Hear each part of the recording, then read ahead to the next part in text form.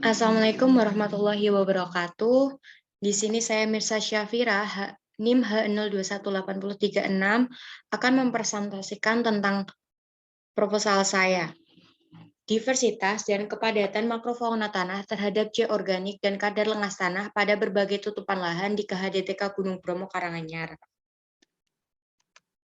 Lalu yang pertama ada pendahuluan. Latar belakang, makrofauna tanah mempunyai peranan penting dalam suatu ekosistem.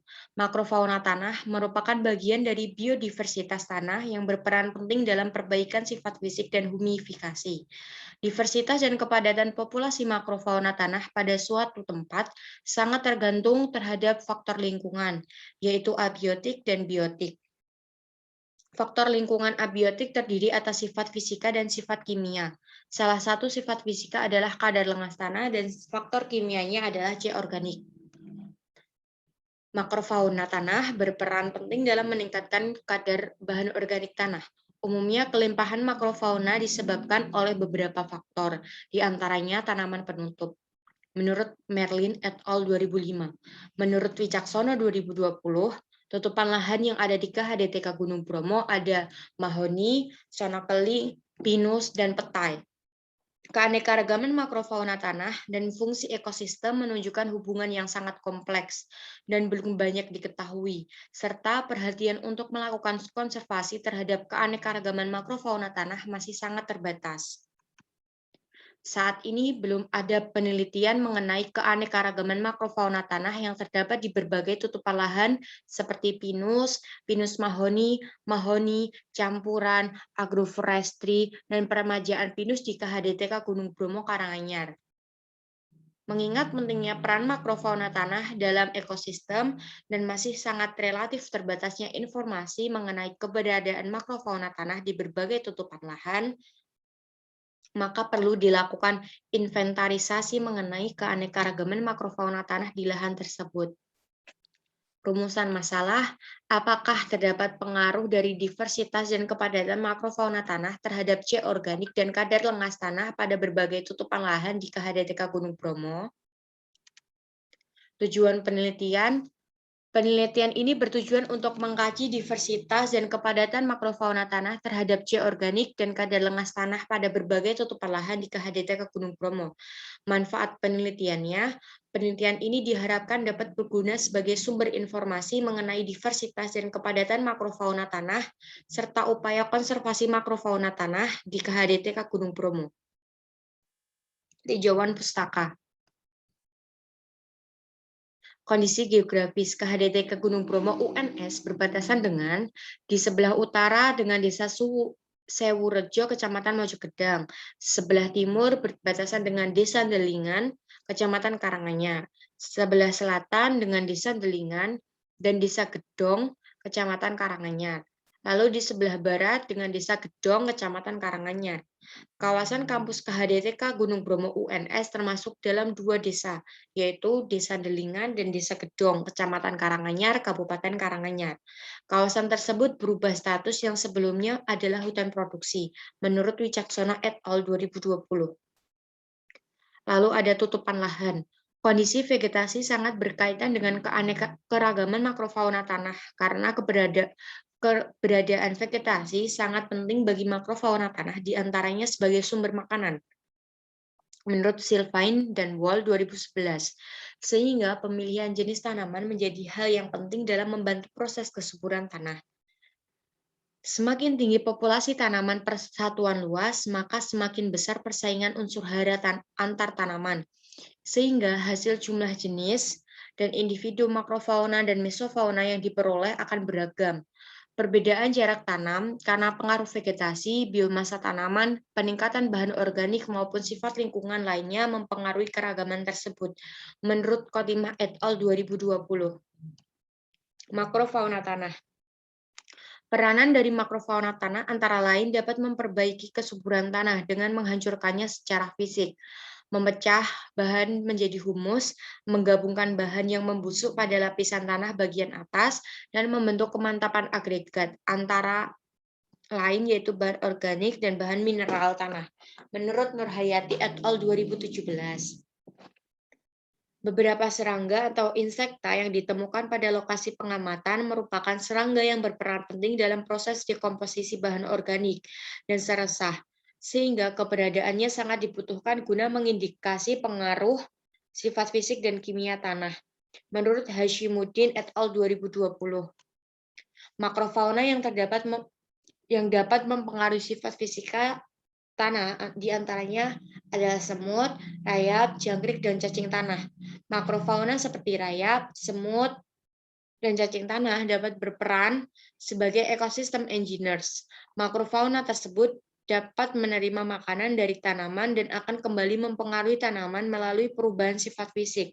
Purwaningrum 2012. Diversitas dan kepadatan makrofauna tanah. Faktor-faktor fisika dan kimia lingkungan yang mempengaruhi diversitas dan kekayaan taksa mikrofauna dan makrofauna tanah, antara lain suhu, kadar air, kandungan bahan organik, dan pH tanah, menurut Putri et al. 2017. Indeks keragaman famili dipengaruhi oleh faktor ketersediaan bahan makanan untuk kehidupan makrofauna tanah.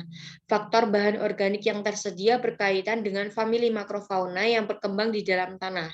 Bahan organik juga meningkatkan aktivitas makrofauna di dalam tanah, menurut Arya et al. 2017. C. Organik. Faktor-faktor yang berpengaruh terhadap pembentukan BOT antara lain iklim mikro, tipe penggunaan lahan, dan campur tangan manusia, yaitu pemupukan, menurut Dwi Afti et al. 2016. Keberadaan fauna dalam tanah sangat tergantung pada ketersediaan energi dan sumber makanan untuk kelangsungan hidupnya, seperti bahan organik dan biomasa hidup yang semuanya berkaitan dengan aliran siklus karbon dalam tanah, menurut Hilwan dan Handayani 2013. Jumlah makrofauna tanah akan semakin banyak dengan semakin bertambahnya bahan organik tanaman, karena dapat memberikan perlindungan makrofauna tanah dari tekanan kondisi lingkungan seperti tingginya suhu, serta dapat melindungi dari serangan predator, menurut Wibowo dan Slamet 2017. Kadar lengas tanah. Perbedaan penggunaan lahan menyebabkan perbedaan terhadap tutupan lahan, di mana hal tersebut berpengaruh terhadap fluktuasi lengas tanah. Melalui perbedaan produksi seresah yang berperan dalam meningkatkan intersepsi dan penurunan limpasan permukaan, menurut Priyono et al. 2015. Kadar air tanah sangat berpengaruh terhadap kelangsungan hidup makrofauna dan mesofauna tanah. Kadar air tanah yang tinggi dapat menghambat proses dekomposisi bahan organik karena tanah mengalami jenuh air. Sebaliknya, dengan kadar air yang rendah bahan organik terdekomposisi dengan baik, menurut Risman dan Al-Ihsan 2017. Lalu ada metode penelitian. Waktu penelitian Mei sampai dengan Agustus, tempat penelitian ada di KHDTK Gunung Bromo Karanganyar, serta analisis C organik dan kadar lengas dilakukan di Laboratorium Biologi dan Bioteknologi Tanah dan Laboratorium Fisika dan Konservasi Tanah LPUNS. Ini ada letak KHDTK Gunung Bromo. Lalu alat dan bahan. Jenisnya peta, parameternya SPL atau Transect, lalu alatnya GPS dan ArcGIS, bahannya data SPL KHDTK Gunung Bromo, lalu ada curah hujan, alatnya ArcGIS, lalu bahannya data curah hujan KHDTK Gunung Bromo. Ada makrofauna tanah, metode parameternya diversitas dan kepadatan, lalu metodenya ada pitfall trap dan monolith. Pitfall trap ada gelas plastik bening, karet, tusuk sate, cetok, flakon. Monolith ada meteran, plastik, trash bag, cangkul, ember, pinset, dan flakon. Pitfall trap ada deterjen, air, dan alkohol. Bahan untuk monolith, alkohol, dan formalin 4%. Ada analisis tanah, yaitu parameternya C organik dengan metode Wolke and Black. Alatnya adalah labu takar 50 cc, Erlenmeyer, gelas ukur 25 cc, botol semprot buret 50 ml. Lalu bahannya ada contoh tanah KCl, K2CR2O, lalu H2SO4, dan larutan standar 5000 PMCC. ppmc. Lalu ada pengas tanah, metode gravimetri dengan botol timbang, over, eksikator, dan penimbang. Bahannya ada contoh tanah sersah, yaitu penutup tanah menggunakan metode literval, yaitu menggunakan plastik, bambu, kain, dan kawat. Metodologinya, penelitian ini bersifat deskriptif eksploratif. Penelitian dilakukan pada 6 jenis tutupan lahan di KHDTK Gunung Bromo, yaitu pinus, pinus mahoni, mahoni, campuran, tanaman semusim, dan peremajaan pinus. Penelitian ini dilakukan dengan pengamatan, pengukuran, dan identifikasi langsung di lapangan. Kemudian dilakukan pengambilan sampel untuk analisis sifat kimia tanah dan sifat fisika di laboratorium. Ini ada gambar dari pitfall trap serta monolit yang ada di KHDTK Gunung Bromo.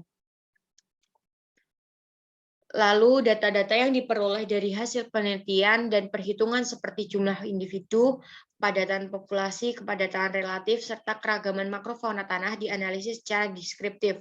Analisis data menggunakan nilai indeks kekayaan Shannon-Wiener. Ini adalah kegiatan memisahkan makrofauna tanah dengan tanahnya.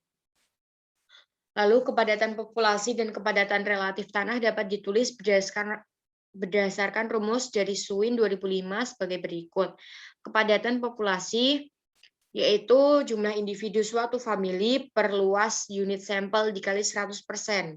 Kepadatan relatif atau KR dapat diperoleh dengan kepadatan suatu famili dibagi jumlah kepadatan semua jenis dikali 100%.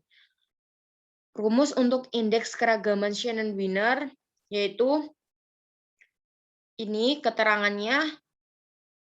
H itu ada indeks keragaman, P itu ada NI itu jumlah individu jenis ke I, dan N-nya jumlah total individu semua jenis. Untuk tahapan pelaksanaan, jenis data yang digunakan dalam penelitian ini yaitu data primer. Lokasi pengambilan sampel tanah ditentukan dengan stratified random sampling menggunakan satuan peta lahan berdasarkan overlay antara peta sebaran jenis tanah, peta kemiringan lereng, dan peta penggunaan lahan.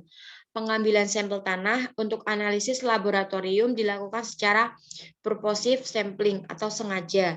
Pengambilan sampel dilakukan dengan membuat plot atau transek berukuran 200 meter kuadrat sebanyak 4 kali ulangan di setiap penggunaan lahan. Sampel tanah diambil dengan metode monolit dengan ukuran 25 kali 25 cm sedalam 30 cm. Kemudian contoh tanah diambil pada kedalaman 0 sampai 10 cm, 10 sampai 20 cm, dan 20 sampai 30 cm. Monolit dibuat sebanyak 3 kali ulangan pada suatu plot. Sampel makrofauna diambil dengan metode pitfall trap. Di sini ada pada bulan April kita survei dan penentuan titik, lalu di bulan Mei sampai Agustus kita mengambil sampel, lalu di Agustus sampai Oktober analisis laboratorium, serta di bulan November kita rekapitulasi data dan analisis datanya. Lalu ada jadwal penelitian. Di sini persiapan awal kita di bulan April, survei awal lokasi April, pembuatan peta April, penentuan titik penelitian April, survei titik April, pengambilan sampel kita di bulan Mei sampai Agustus, jeda libur Lebaran di bulan Mei, analisis laboratorium di bulan Agustus, September, Oktober, rekapitulasi data November, analisis data November, dan penyusunan skripsi ada di bulan 12 atau Desember. Ini daftar pustaka yang saya gunakan pada presentasi kali ini. Mungkin itu saja yang dapat saya sampaikan, kurang lebihnya saya mohon maaf. Sekian, wassalamualaikum warahmatullahi wabarakatuh.